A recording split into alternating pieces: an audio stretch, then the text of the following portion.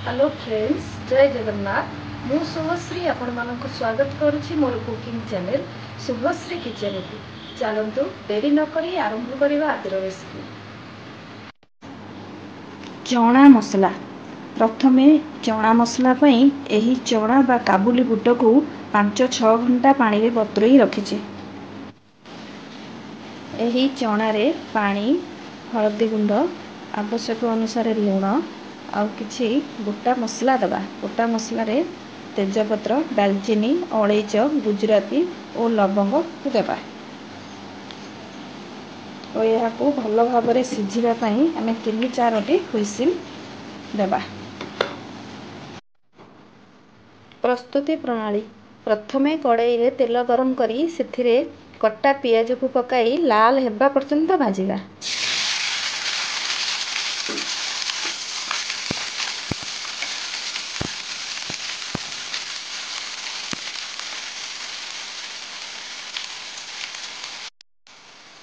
Colour पाई 1 चम्मच काश्मीर लाल लंका गुंड, 1/2 चम्मच लंका गुंड, 1/2 चम्मच हळदी गुंड और अदा रसुण पेस्ट पकाई याको भल भाव में कषिबे।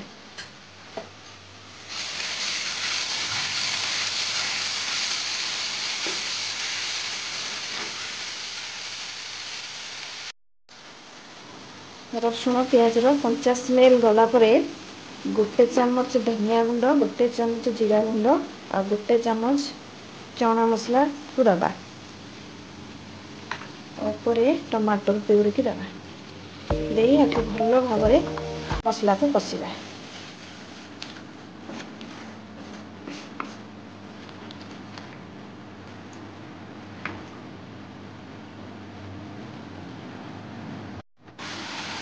मझिरे मझिरे पानी देके कषिबा।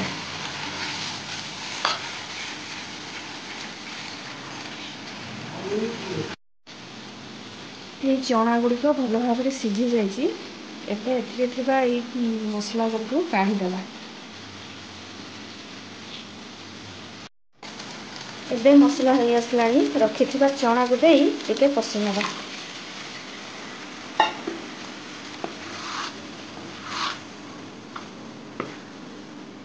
फुटिबा पे याको छाड़ीदेवा।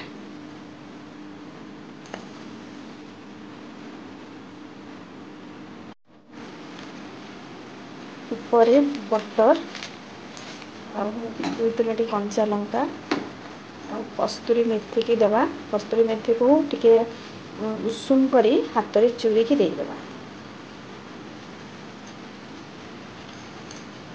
और यह को 2 मिनिट फुटिबा पे छाड़ी देबा।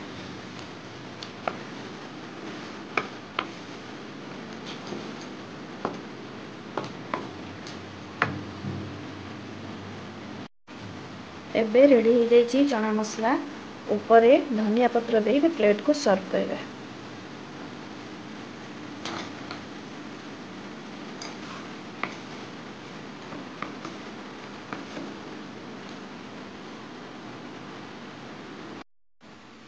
आपण यह को पूरी नान परोटा सहित खाई परिबे। आशा करछि यह आपण मानक निश्चय भल लागिबो। भल लागिले लाइक करिवे, शेयर करिवे और सब्सक्राइब करने को जम्मा भी भूलिबेनी।